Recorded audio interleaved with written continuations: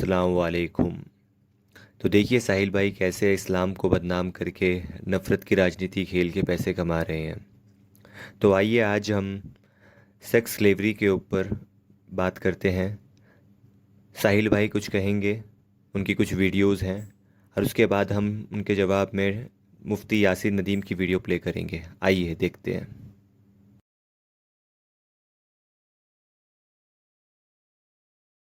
Abdul Hamid sir आए और अच्छा। इस्लाम फॉर यू वापस आए। हाँ, तो पहले अब्दुल हमीद भाई को मौका दे देते हैं क्योंकि वो बहुत देर से रुके। उसके बाद फिर इस्लाम फॉर यू को फिर से एक मौका देंगे, लेकिन ज्यादा देर नहीं देंगे क्योंकि ऑलरेडी उनके साथ काफी लंबा डिस्कशन हो चुका है। हाँ जी साहिल भाई। हाँ हमीद भाई, कैसे हैं आप? हाँ जी, आप कैसे हैं? ठीक है जी जी, मैं ठीक हूँ। वेलकम, फिर जी, से आए बहुत आप देर से टीम में। इंतजार कर रहा था। हाँ देखिए ना, बट अब वो कैसा है, मैंने 20 मिनट्स का रखा हूँ जी टाइम लिमिट, लेकिन फिर भी क्या होता है कि कभी कभी दिल गवारा नहीं करता है कि सामने वाले को मैं जाने के लिए बोलूँ, क्योंकि फिर ऐसा नहीं लगे कि मौका नहीं मिला। जी जी जी जी जी। बताइए। डिस्कशन तो मैं सुन रहा था, टॉपिक भी मुझे समझ में आ गया आपका। पिछले जी दो जी हमीद भाइयों भाई। ने काफी अच्छी कोशिश भी की, और हम्म उसके पहले सेकंड लास्ट वाले जो भाई थे उन्होंने तो एडमिट हम्म भी कर लिया, जो आपने हदीस पढ़कर सुनाई और जो रेफरेंस आपने दिया। तो उन्होंने हम्म कहा कि इंडियन कॉन्स्टिट्यूशन में जो है वो आप मानते हैं, वो हम्म कॉन्स्टिट्यूशन में उस जमाने में जो लिखा था वो उन्होंने माना। हम्म। तो मैं समझता हूँ ये तो सेटिस्फैक्ट्री आंसर उन्होंने दिया है। और अच्छा, दूसरा मेरे अल्लाह में और इसमें कोई फ़र्क है क्या नहीं इंडियन कॉन्स्टिट्यूशन में? अल्लाह अल्लाह का निज़ाम इतना, मतलब ऐसा हो सकता है? आपको लगता है ऐसा? नहीं नहीं, देखिए सर जी, मैं ये बोलना चाह रहा हूँ, असल में मैं मेरा पॉइंट भूल जाऊंगा मैं, सॉरी। ये ओके ओके, ठीक है। आज हम 2021 में हैं, और मैं एक सच्चा मुसलमान हूँ। मेरा हम्म अपने मजहब पे पूरा ईमान है और मैं सेटिस्फाई हूँ अपने मजहब से। और मैंने आज तक कोई जंग नहीं लड़ी, और मैं समझता हूँ साहिल भाई ने भी कोई जंग लड़ी नहीं होगी अभी तक। हम्म। और ना मुझे ऐसा लगता है कि हम अपनी जिंदगी में कोई जंग लड़ने वाले हैं। तो ये लौंडिया वाला जो भी मामला था, ना आज हमारे सामने कहीं प्रैक्टिकली अवेलेबल है, ना दुनिया के किसी कोने में आज ये चीज अवेलेबल है। अच्छा तो ये अब्दुल हमीद भाई, एक मिनट मैं आपको रोकना चाहता हूँ इधर। ठीक है। अब देखिए, मेरे पास है ना एक हिंदी अनुवाद के साथ कुरान है। ठीक है, मौलाना मोहम्मद जूनागढ़ी साहब का। ठीक है। अब जी इसमें सूर्य सूर्य मारिज है, सूर्य नंबर 70 है। उसकी आयत नंबर 30 है। ठीक है। उसमें लिखा है, उसका जो 29th आयत है उसमें लिखा है, वल्लदीन हुम लिफुरूजिहिम हाफिजून इल्ला अला अज़वाजिहिम औ मा मलकत अयमानुहुम फइन्नहुम गैरु मलूमीन। अब इसमें इसका माना ये है कि और जो लोग अपने शर्मगाहों की हिफाजत करते हैं हराम से, लेकिन उनकी पत्नियों और दासियों के बारे में जिनके वे मालिक है, वे मलामत वाले नहीं हैं। ठीक है, यानी ये आयत में ये बताया जा रहा है कि मुसलमान जो है वो अपनी जो प्राइवेट पार्ट है उसकी हिफाजत करते हैं, लेकिन जो एक्सेप्शन बताया गया है कि उनकी पत्नियों के साथ वो यानी सेक्स कर सकते हैं, और जो लौंडियां है उसके साथ सेक्स कर सके। अब साहिल आप भाई, बोल रहे हो साहिल कि भाई, ये, एक मिनट साहिल रुके ना, मेरी बात तो कंप्लीट कर लूं। अब इसमें आप बोल रहे हो कि ये तभी था अभी नहीं है। ठीक है। अब देखिए इसकी तफसीर में क्या लिखते हैं। आप सुनिए, अब जितने लोग कुरान पढ़ेंगे वो इस तफसीर को भी पढ़ेंगे साथ में।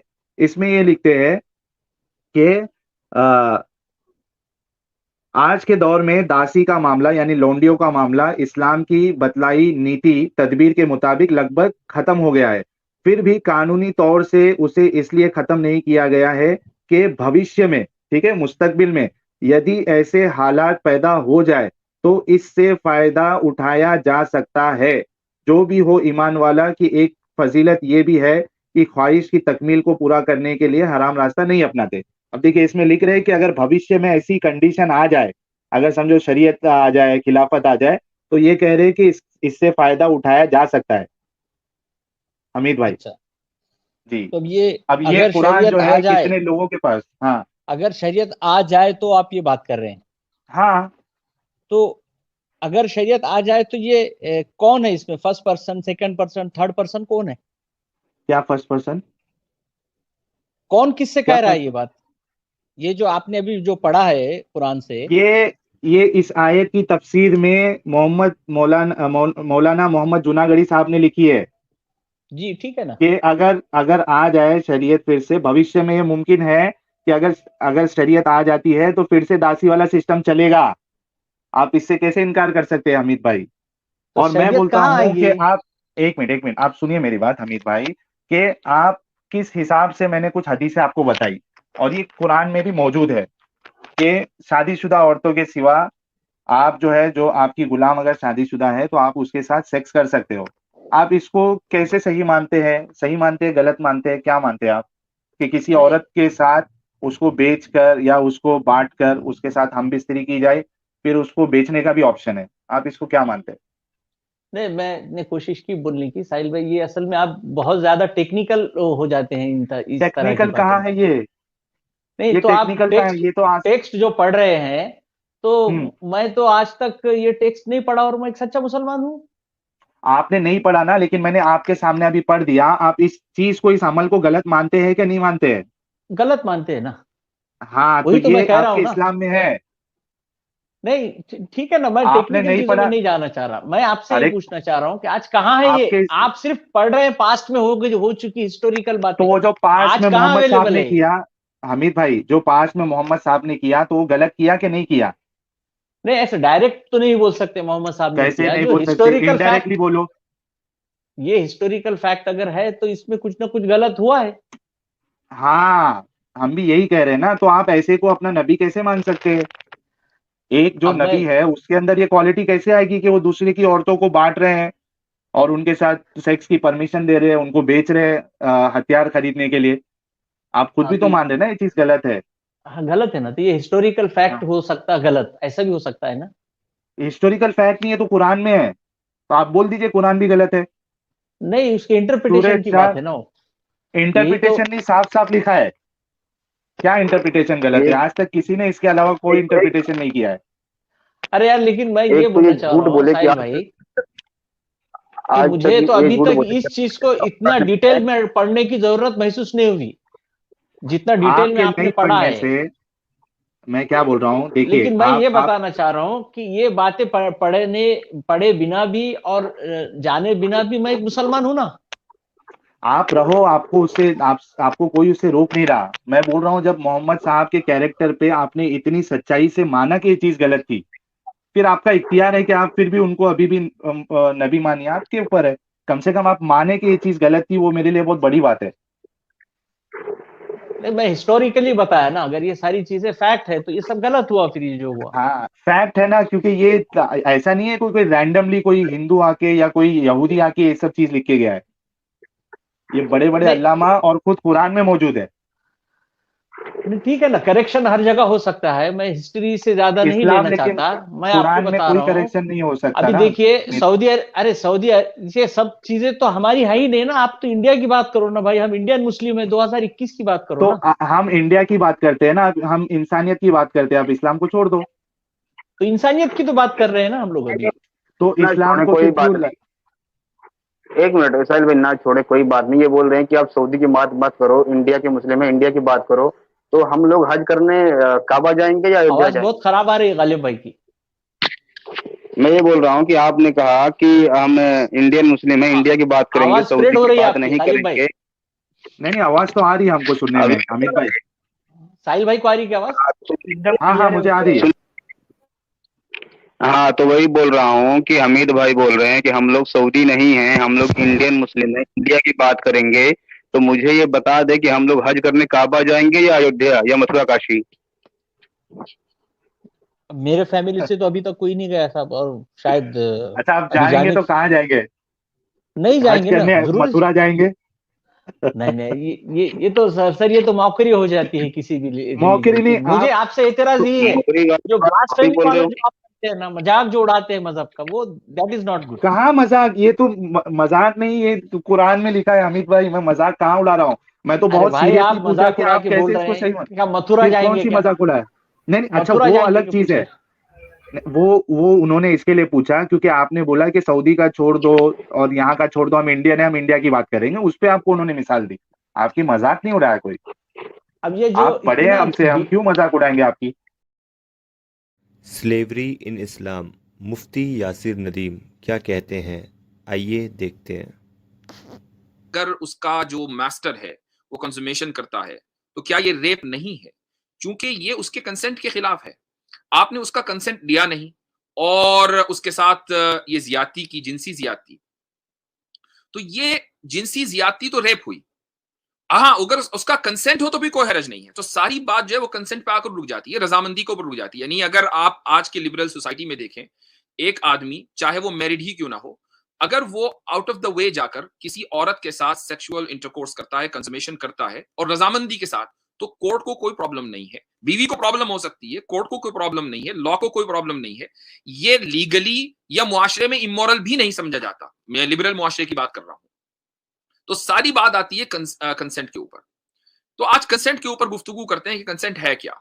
और मैं अपने नाजरीन से चाहूंगा जो आज की इस लाइव को देख रहे हैं या बाद में देखेंगे, कि वो इसको आज नोट कर लें और बहुत गौर से सुने कि कंसेंट क्या है। देखिए, एक अमेरिका में और यूरोप में एक तंजीम है, ये एनजीओ है, नॉन गवर्नमेंटल ऑर्गेनाइजेशन है, इसका नाम है प्लान्ड पेरेंटहुड। आप अगर गूगल करेंगे तो आपको उसकी पूरी हिस्ट्री मिल जाएगी, उसके ऑफिशियल पेज के ऊपर आप जा सकते हैं। उसके ऑफिशियल पेज के ऊपर कंसेंट अगर आप डालेंगे तो ये पूरा जो मैंने आपके सामने पेश किया है स्क्रीन के ऊपर, ये आ जाएगा, ये पूरी इबारत, ये पूरा टेक्स्ट। वो कहते हैं कि कंसेंट के 5 मेयारात हैं, 5 स्टैंडर्ड्स हैं। FRIES, अगर आप इसको एक लफ्ज बनाकर पढ़ेंगे तो है फ्राइज, यानी फ्रेंच फ्राइज। तो मुझे यकीन है कि आज के बाद फ्रेंच फ्राइज थोड़ा सा आपको बुरे लगेंगे, इसलिए अगर आप उसको आलू का चिप्स कहें तो ज्यादा बेहतर है। तो फ्राइज क्या चीज है? ये कंसेंट की डेफिनेशन है। कंसेंट यानी मियां या मर्द और औरत के दरमियान अगर कंज्यूमेशन हो रहा है तो कंसेंट को हम कैसे माने, कैसे समझे कि कंसेंट है, फुल रजामंदी है। और अगर इनमें से कोई एक पॉइंट भी मिस हो जाता है तो इसका मतलब यह है कि फुल रजामंदी नहीं है और उसमें मर्द के खिलाफ केस हो सकता है, रेप के चार्जेस उस पर लग सकते हैं। सबसे पहली बात तो यह है कि फ्रीली गिवन।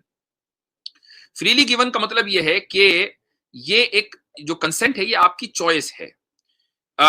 इसके ऊपर आपको कोई प्रेशर नहीं होना चाहिए, कोई मैनिपुलेशन नहीं होना चाहिए, किसी तरह का इन्फ्लुएंस नहीं होना चाहिए ड्रग या अल्कोहल का। पता चला कि मर्द ने औरत को ड्रग पिला दी, अल्कोहल पिला दिया और उसके साथ उसने कंज्यूमेशन कर लिया, तो ये फ्रीली गिवन का वायलेशन हुआ, ये कंसेंट नहीं है। बात समझ में आती है?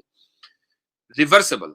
रिवर्सेबल का मतलब यह है कि अगर एक मर्तबा औरत ने कंसेंट दे दिया तो इसका मतलब यह नहीं है कि अब वो जब तक कंज्यूमेशन चलता रहेगा, इंटरकोर्स चलता रहेगा, ये कंसेंट बाकी है, बल्कि औरत किसी भी मौके पर उसको रिवर्स कर सकती है।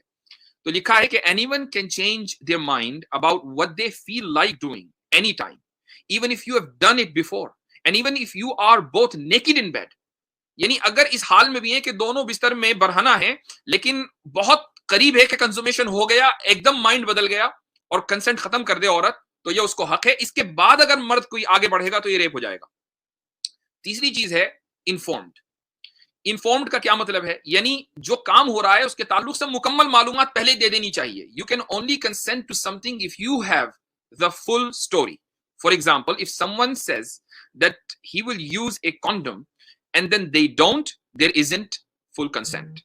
वाज़ेह है बिल्कुल, जो लोग इंग्लिश समझते हैं, लेकिन जो लोग नहीं समझते उनके लिए बता दूं कि एक मर्द ने कहा जी कंडम यूज करूंगा लेकिन नहीं किया, तो ये कैलिफोर्निया की कोर्ट में, इसको शेल्थिंग बोलते हैं, कैलिफोर्निया की कोर्ट में 7 अक्टूबर को पिछले साल ही ये फैसला आया है कि ये सिविल क्राइम है कि चूंकि कंसेंट जो है वो फुल्ली इन्फॉर्म्ड होना चाहिए, वो नहीं पाया गया। चौथी चीज है इंथुसियास्टिक। इसका मतलब क्या है? When it comes to sex, you should only do stuff you want to do, not things that you feel you are expected to do. मैं इसके बारे में जरा तफसील से बात करूंगा आगे। उसके बाद है specific. Saying yes to one thing, like going to the bedroom to make out, doesn't mean you have said yes to others. यानी अगर एक औरत ये कहती है, यानी तलाउब कर रही है, मेक आउट कर रही है, यानी जो कंज्यूमेशन से पहले जो टचिंग होती है, अगर वो कर रही है तो इसका मतलब ये नहीं है कि वो सेक्स भी करना चाहती है। स्पेसिफिक होना चाहिए, यानी वो आपको बताए कि हाँ जी यही काम करना है तो फिर होगा, वरना कंसेंट नहीं है। अब ये जो इसमें 3 पॉइंट हैं, रिवर्सेबल, इन्फॉर्म्ड और इंथुसियास्टिक, मैं इसके ऊपर थोड़ा सा तफसील से बात करना चाहूंगा। और उसमें भी जो इंथुसियास्टिक है, इंथुसियास्टिक का क्या मतलब है प्लान्ड पेरेंटहुड के नजदीक? और मैं इस ऑर्गेनाइजेशन को ये कह सकता है भाई ये तो इस ऑर्गेनाइजेशन की डेफिनेशन है। भाई इस ऑर्गेनाइजेशन की डेफिनेशन की बुनियाद पर पूरा मुआशरा चल रहा है। अमेरिका में लॉज बन रहे हैं, जो वेस्टर्न लिबरल सोसाइटीज है वो इस ऑर्गेनाइजेशन की बुनियाद पर चल रही है। ये इतना बड़ी ऑर्गेनाइजेशन है जिसके पास बिलियंस ऑफ डॉलर्स हैं। तो इंथुसियास्टिक क्या है? Asking permission before you change the type or degree of sexual activity with phrases like is this okay? थोड़ा सा आई एम सॉरी, लेकिन बात को बहुत वाज़ेह करने के लिए मुझे कुछ तरह के अल्फाज इस्तेमाल करने पड़ेंगे। मसलन एक आदमी और एक मर्द और औरत जमा है, ओरल सेक्स चल रहा है। अब मर्द जो है वो उसको बदलना चाहता है, तो वो पहले इजाजत ले कि मैं उसको, यानी जो एक्चुअल सेक्स है कि मैं वो कर लूं, वो कहेगी हाँ जी ठीक है कर लो, चलो भाई आगे बढ़ो। अगर उसने नहीं पूछा, ये रेप हो जाएगा। इसी तरीके से confirming that there is reciprocal interest before initiating any physical touch. कोई भी जरा सा फिजिकल टच हो, पहले पूछ लो, ठीक है हाँ भाई ठीक है चलो भाई आगे बढ़ो। उसके बाद आगे लेटिंग your partner know that you can stop any time. आप अपने पार्टनर को ये बता दें, देखो भाई किसी भी वक्त आप जो है, यानी मर्द या औरत से ये कहते हैं किसी भी वक्त तुम्हारा जहन किसी भी लम्हे अगर बदलना चाहे, फौरन बदल जाए, मुझे बता देना, मैं फौरन रुक जाऊंगा। और नॉट ओनली ये, आगे कहता है periodically checking in with your partner such as asking is this still okay. मसलन यानी तसव्वुर कीजिए कि जो लोग मैरिड है वो तसव्वुर कर सकते हैं कि एक मर्द और एक औरत वो कंज्यूमेशन कर रहे हैं, और बार बार इस अमल के दौरान मर्द ये पूछ रहा है ठीक चल रहा है, हाँ जी ठीक चल रहा है, चलो भाई आगे, ठीक चल रहा है, अब आप सही चल रहा है, हाँ भाई सही चल रहा है, चलो भाई आगे। ये है कंसेंट। तो इस तरह ये एक ऐसा कंसेंट को डिफाइन किया गया है ताकि बेड में, ये वजह उसकी क्या है, वजह उसकी ये है कि अभी तक जब कंज्यूमेशन होता है तो मर्द लीड करता है, लेकिन आप कंसेंट को इस तरह डिफाइन करें कि मर्द लीड ना करे, औरत लीड करे, इसलिए कंसेंट की ये डेफिनेशन की गई है। तो अब यहां सबसे पहले सवाल होता है कि ये जो रिवर्सेबल, इन्फॉर्म्ड और इंथुजियास्टिक है, ये जो रिवर्सेबल है, क्या वाकई कंसेंट लिबरल सोसाइटी में रिवर्सेबल होता है? ऐसा नहीं है। मैं कई मिसालें आपको दूंगा, जरूरी नहीं कि सारी की सारी मिसालें जो हैं वो क्या कहना चाहिए सेक्स और कंज्यूमेशन से रिलेटेड हो। देखिए, आप डेमोक्रेसी में वोट देते हैं, वोट आपका क्या है? वोट आपका कंसेंट है। क्या आप वोट देकर रिवर्स कर सकते हैं अगले इलेक्शन से पहले? नहीं कर सकते। तो आपका वो जो कंसेंट आपने पॉलिटिकल लीडर को दिया है, और ये याद रखिए कि एक आदमी और एक मर्द और एक औरत जब एक बेड में होते हैं तो ये उनका जाती पर्सनल मामला है, उससे सोसाइटी को कोई लेना देना नहीं है। लेकिन जब आप वोट देते हैं तो पूरी सोसाइटी के ऊपर फर्क पड़ता है। तो ये जो वोट है ये आपका कंसेंट है, लेकिन आप उसको रिवर्स नहीं कर सकते। इसी तरीके से इन्फॉर्म्ड की आपको मिसाल देता हूं। इन्फॉर्म्ड का मतलब यह है कि आपको पहले से मालूम होना चाहिए कि मैं क्या करने जा रहा हूं, लेकिन अगर जरा से उसकी खिलाफ वर्जी हुई तो क्या आप अपने कंसर्न को रिवर्स कर सकते? नहीं कर सकते। मिसाल, आपने मसलन एक वजीर आजम को या सदर को वोट दिया, यानी कंसेंट दिया कि मैं चाहता हूं कि तुम लीड करो, लेकिन आपकी ख्वाहिश यह है कि वो जंग ना करे। मसलन अमेरिका में आपने वोट दिया और आपकी ख्वाहिश यह है कि भाई बाइडन जो है वो जंग ना करे, और बाइडन ने ये प्रॉमिस भी किया है कि मैं जंग नहीं करूंगा, लेकिन उसके बाद हालात ऐसे आए कि बाइडन को जंग करनी पड़ी। तो क्या आप उसको रिवर्स कर देंगे? नहीं कर सकेंगे। आप अपने कंसेंट को रिवर्स नहीं कर सकते। इसका मतलब यह हुआ कि लिबरल सोसाइटी में जो कंसेंट होता है वो जरूरी नहीं है कि रिवर्सेबल हो, इरिवर्सिबल भी होता है, और जरूरी नहीं है कि फुल्ली इन्फॉर्म्ड हो, बल्कि पार्शियली या बिल्कुल भी इन्फॉर्म्ड ना हो, ऐसा भी मुमकिन है। तो भाई कंसेंट का कोई एक मेयार तो तय होना चाहिए। कोई भी मेयार लिबरल सोसाइटी में तय नहीं है। और एक अहम पॉइंट वो ये है कि एक मर्द या एक औरत अगर खुद ही अपना कंसेंट दे रहा है, ये भी जरूरी नहीं है, बल्कि एक्सपर्ट का कंसेंट भी काफी है। एक मैं मिसाल देता हूं, ये केस है 1957 का, एक ब्रिटिश कोर्ट का, ये लीगल इंसाइक्लोपीडिया है BMLR 5, उससे यह हवाला है। In a case of non consensual psychiatric treatment where it was found that a doctor is not guilty of negligence if he has acted in accord with the practice accepted as proper by a responsible body of medical men skilled in that particular art. इसका मतलब ये हुआ कि एक case हुआ था, उसमें यह था कि एक शख्स को साइकाइट्रिक हेल्प की जरूरत थी, लेकिन उसकी मर्जी के खिलाफ उसका वो ट्रीटमेंट किया गया। वो शख्स जो है कोर्ट चला गया, तो लेकिन कोर्ट ने जो रूल किया वो ये किया कि आपके कंसेंट की कोई जरूरत नहीं है, जो कि डॉक्टर ने जो आपको ट्रीटमेंट दिया है वो इस मैदान के जो माहिरीन हैं उनके तरीक़ेकार, उनके तय करदा जो उसूल ज़वाबित हैं, उनकी रोशनी में आपको ट्रीटमेंट दिया गया है। तो आपका कंसेंट हो या ना, उससे कोई फर्क नहीं पड़ता, और जिस बंदे ने केस किया था वो केस हार गया। इसका मतलब ये हुआ कि मगरिबी जो सोसाइटी है, जो लीगल फील्ड है, या जो सोशल मुआशरा है, जो सोशल जो मैदान है, हर जगह कंसेंट ऑफ एक्सपर्ट्स को भी कंसेंट माना जाता है। कंसेंट ऑफ एक्सपर्ट्स को एक्सपर्ट माना जाता है, यानी अगर कोई आदमी खुद कंसेंट ना भी दे लेकिन एक्सपर्ट की तरफ से कंसेंट और रजामंदी है तो इसको माना जाएगा। अब आ जाते हैं एक और पॉइंट के लिए। कंसेंट के लिए दो रिक्वायरमेंट और है मगरिबी मुआशरे में, एक है कैपेसिटी और एक है कॉम्पिटेंस। उसकी मिसाल देता हूं। मिसाल ये है कि एक 12 साल की 13 साल की लड़की है, बज़ाहिर वो उसमें कैपेसिटी है कि उसके साथ सेक्सुअल इंटरकोर्स किया जाए,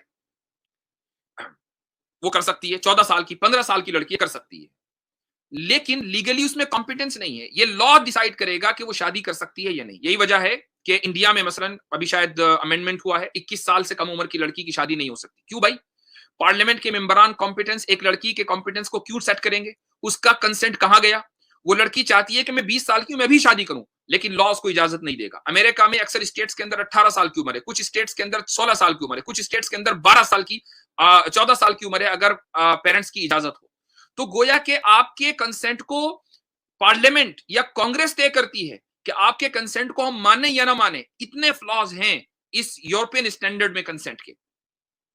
अब उसके बाद जो असल चीज है वो ये है, एक और मैं मिसाल देता हूं, वो ये कि अमेरिका में 11 स्टेट्स हैं जिसमें एक लॉ है एड इन डाइंग लॉ। एक आदमी है, वो मसलन उसको ऐसी कोई बीमारी है कि उसके बारे में उसको यकीन है कि भाई मेरे पास 5-6 महीने का टाइम है, मैं सिसक कर मरूंगा, इसलिए मुझे हुकूमत इजाजत दे कि मैं ऐसी दवा मुझको दी जाए ताकि मैं आराम से सुकून के साथ मर जाऊं। 11 सूबों के अंदर ये कानून है, इसको एड इन डाइंग लॉ कहते हैं।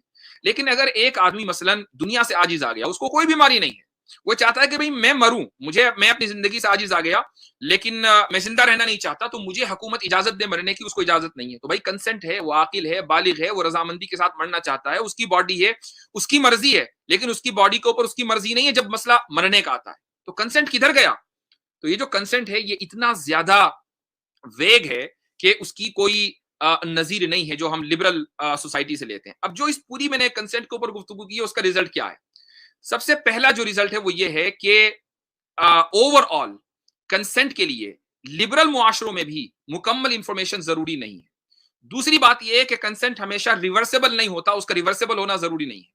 और तीसरी बात यह है कि अगर माहिरीन का फैसला हो जाए तो भी कंसेंट काफी है। अब मैं आता हूं, आपको जंग के ऊपर लेकर आता हूं। मान लीजिए एक जंग हुई मुसलमानों और गैर मुस्लिमों के दरमियान, और उसमें गैर मुस्लिम खवातीन मसलन कैदी बनाकर लाई गई, उनको बांध दिया और कॉन्क्यूमाइन बना लिया गया।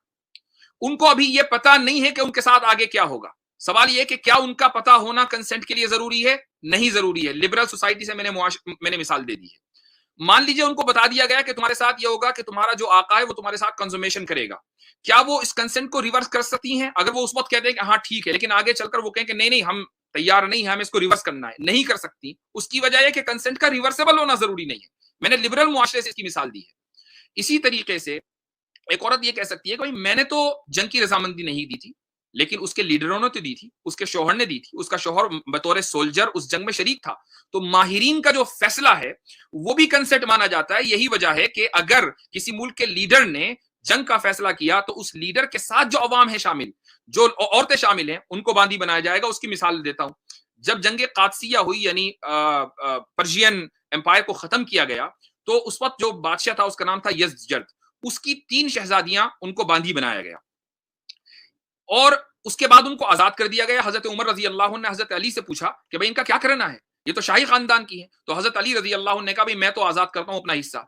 हजरत अली ने आजाद किया, हजरत उमर ने आजाद किया, बकिया सब लोगों ने आजाद किया। तो उन यज़दजर की उन 3 बांदियों में से एक बांदी की शादी हजरत हुसैन से हुई, एक लड़की की शादी, एक शहजादी की शादी हजरत अबू बकर के बेटे से हुई, और एक शहजादी की शादी जो तीसरे नंबर की थी उसकी शहजादी हजरत उमर के बेटे से हुई।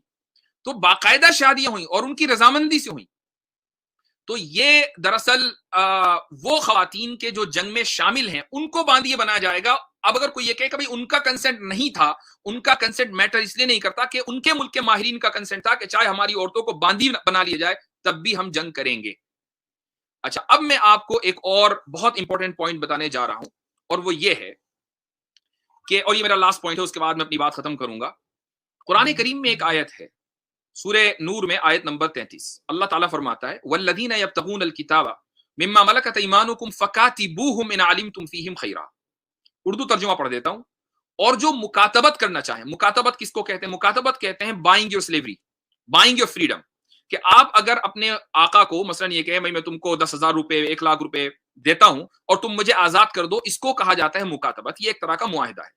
तो अल्लाह फरमाता है और जो मुकातबत करना चाहें तुम्हारे ममलूकों में से यानी तुम्हारे गुलामों में से, तो उनसे मुकातबत कर लिया करो। और अगर तुम समझो कि उनमें भलाई है, और उनको उस माल में से दो जो अल्लाह ने तुम्हें दिया है। इस आयत के नाजिल होने के बाद हजरत उमर रजी अल्लाह अन्हु और इसी तरह दीगर बहुत से सहाबा की राय ये थी कि ये जो मुकातबत करना है ये वाजिब है। क्या मतलब? यानी एक गुलाम और बांदी अगर अपने आका से ये कहे कि मुझे तो मुकातबत करनी है, यानी मैं अपनी फ्रीडम को खरीदना चाहती हूं, ये लो पैसे और मुझे करो आजाद, तो गुलाम के लिए, आका के लिए जरूरी है कि वो इसको कबूल करे, वो इसको डिनाई नहीं कर सकता। अब अगर उस बांदी के पास पैसे नहीं है तो पैसे कहां से आएंगे? अल्लाह ताला ने खुद बता दिया आगे, वातूहुम मिम्मा लिल्लाहि अल्लज़ी आताकुम, मुसलमानों को हुक्म दिया जा रहा है कि तुम पैसे दो, अल्लाह ताला ने तुम्हें माल दिया है, तुम माल के जरिए इसकी मदद करो। ज़कात के जो मसारिफ है उनमें से एक मसरफ इस तरह के गुलामों को आजाद कराना है, जरूरी है ये मुसलमानों के लिए कि उसकी मदद करें। अब मैं एक इंसिडेंट सीरत से सुना देता हूं आपको। ये है ये तफसीर बगवी का मैंने हवाला दिया। कोई आदमी कहे कि नहीं जी हजरत उमर की जो बात है वो आपने झूठ कह दी, ये तफसीर बगवी का हवाला है। बल्कि एक वाकया इसमें यह भी लिखा हुआ है कि सीरीन एक गुलाम थे, हजरत अनस इब्न मालिक रजी अल्लाह उनके गुलाम थे। उन्होंने हजरत अनस इब्न मालिक से कहा कि आप मुझे मुकातब बना दीजिए, ये लीजिए पैसे, मैं आजाद होना चाहता हूं। तो अनस इब्न मालिक ने मना किया कि नहीं, मैं तो मुकातब नहीं बनाऊंगा। तो उन्होंने जाकर हजरत उमर से शिकायत कर दी। हजरत उमर अपना दुर्रा लेकर पहुंच गए अनस इब्न मालिक को सजा देने के लिए कि तुमने कुरान की मुखालफत कैसे कर दी। अगर कोई गुलाम और बांदी कहते हैं कि मुकातब बनाओ तो मुकातब बनाना पड़ेगा। अब आगे चलिए, यह है मेरी लास्ट पॉइंट आज का। मुस्नद अहमद में एक रिवायत है और ये उम्मुल मोमिनीन जुवैरिया बिनतुल हारिस हजरत नबी करीम सल्लल्लाहु अलैहि वसल्लम की ज़ौजा थी, उनके निकाह का वाकया है। कबीला हवाजिन से आती हैं। जब हुनैन की जंग हुई और हवाजिन के जो लोग हैं वो कैद होकर आए तो उनमें जुवैरिया बिनतुल हारिस भी थी, ये भी बांदी बनकर आई। और ये किसके हिस्से में गई? ये साबित इब्न कैस इब्न शम्मास एक सहाबी हैं, उनके हिस्से में आई। और हजरत ज़ैनब रज़ी अल्लाहु अन्हा के बारे में हजरत आयशा ये फरमाती हैं, माफ कीजिएगा, हजरत जुवैरिया के बारे में हजरत आयशा फरमाती हैं कि वो एक खूबसूरत खातून थी, वजी खातून थी। उनको यानी वो ऐसा नहीं था कि उनको छोड़ दिया जाए, जिसके हिस्से में वो आए वो आसानी के साथ उनको छोड़ दे, ऐसा नहीं था। अब हजरत जुवैरिया ये फरमाती हैं कि मैं साबित इब्न कैस के हिस्से में आई, फकातबतुहु अला नफ्सी, मैंने साबित इब्न कैस को से मुकातबत कर लिया, मैंने कहा कि मैं पैसे दूंगी, मुझे आजाद करो। साबित इब्न कैस इसको मुस्तरद नहीं कर सके, क्योंकि कुरान का हुक्म है फकातिबूहुम, मुस्तरद नहीं कर सके। उसके बाद वो रसूलुल्लाह सल्लल्लाहु अलैहि वसल्लम के पास आई जुवैरिया के, या रसूलुल्लाह मैंने मुकातबत कर ली है, मुझे पैसों की जरूरत है, क्या आप मेरी मदद कर सकते हैं? रसूलुल्लाह सल्लल्लाहु अलैहि वसल्लम ने मदद की और ये ऑप्शन भी रखा कि अगर तुम इससे बेहतर ऑप्शन चाहो मैं तुम्हारी मदद भी कर दूंगा और तुम मुझसे निकाह करना चाहो तो निकाह कर सकती हो। तो आप सल्लल्लाहु अलैहि वसल्लम से उन्होंने मर्जी के साथ निकाह किया। अब यहां पर जो पॉइंट है वो ये है, मान लीजिए एक मैं सिनेरियो बताता हूं, एक लड़की, एक औरत मुसलमानों के पास बांदी बनकर आई, उसके सामने ये ऑप्शन है कि चाहे तो वो मुकातबा बन जाए, यानी वो अपनी आजादी को खरीद ले और आजाद हो जाए, पैसे उसके पास नहीं है, मुस्लिम सोसाइटी उसकी मदद करेगी। लेकिन अगर वो ये कहती है कि नहीं भाई मुझे मुकातब नहीं बनना है, या पैसे बहुत ज्यादा हैं, मैं इसको अफोर्ड नहीं कर सकती, वटेवर, मैं बांदी ही रहना चाहती हूं, तो उसने कंसेंट दिया है बांदी बनने का। और उस कंसेंट के बाद फिर वो अपने आका के साथ, अपने मौला के साथ, अपने मास्टर के साथ, जिसको मास्टर कहना गलत है लेकिन लफ्ज चूंकि वो इस्तेमाल है, वो उसके साथ इस तरीके से जिंदगी गुजार सकती है कि जिसको हम ये तो नहीं कहेंगे कि वो उसकी एक्चुअल वाइफ है, लेकिन उसका दर्जा वाइफ से कुछ कम होगा। एग्जैक्ट वाइफ नहीं होगा लेकिन वाइफ से कम होगा। लेकिन उसको मिस्ट्रेस नहीं कहा जाएगा, उसको साइड चिक नहीं कहा जाएगा, उसको ग्रुपी नहीं कहा जाएगा, उसको रखेल नहीं कहा जाएगा, बल्कि मुआशरे में उसका मकाम है, माशरे में उसका मर्तबा है। तो वो जब कोई भी बांदी कंज्यूमेशन करती है अपने मौला और अपने आका के साथ, तो दरअसल वो मुकातब होने के स्टेटस को खत्म करके ये कंसेंट देती है कि नहीं जी मैं अपने आका के साथ रहूंगी। तो कंसेंट तो है मौजूद। तो वो कंसेंट जो मगरिब का मयार है, जो लिबरल सोसाइटी का मयार है, उसकी तो कोई हैसियत है ही नहीं। वो तो इतना शेकी है कि आप उसको कहीं भी अप्लाई नहीं कर सकते। लेकिन इस रिवायत और आयत से ये पता चला कि बांदी जब मुसलमान घर में आएगी तो वो कंसेंट देकर आएगी। अब ये जो इल्जाम और एतराज किया जाता है कि जी मुसलमान कैदी जो औरतों को रेप कर दिया करते थे, ये एतराज मुकम्मल तौर पर खत्म हो गया। आज इन रेफरेंसेस के बाद अगर कोई आदमी ये एतराज करता है तो वो झूठ बोल रहा है, वो बददियानती कर रहा है। और अगर कोई शख्स मेरे इस पूरी प्रेजेंटेशन के ऊपर तफसीरा करना चाहे तो तफसीरा करे और इन चीजों को रिफ्यूट करे। हाँ, अगर आप तारीखी रिवायतों से रिफ्यूट करेंगे तो ये भी याद रखें कि तारीखी रिवायतों से आप कुरान को रिफ्यूट नहीं कर सकते। तारीखी कोई रिवायत अगर कुरान के खिलाफ पेश करेंगे तो तारीखी रिवायत को दीवार पर मार दिया जाएगा। तो ये आपके सवाल का मुख्तसर सा जवाब है। आई डोंट नो कि आगे के सवाल भी कवर हो गए कि नहीं। तो देखा आप लोगों ने कैसे साहिल भाई इस्लाम के ख़िलाफ़ लोगों को मैनिपुलेट कर रहे हैं। पता तो चल ही गया होगा ये क्यों कर रहे हैं, क्योंकि इनको ढेर सारा पैसा मिल रहा है सोशल मीडिया के माध्यम से। तो आप इन चीज़ों पर गौर ना करें, एकता बनाए रखें, नफ़रत को दूर करें और सब भाईचारगी में बिलीव करें, क्योंकि हम एक सेक्युलर कंट्री में रहते हैं जो कि बहुत ही महान है। हमारे देश में सारे धर्मों को बराबर इज़्ज़त दी जाती है। इन चंद लोगों के बहकाने पर बहकिए मत और अपनी भाईचारगी को ख़त्म ना करें। जय हिंद।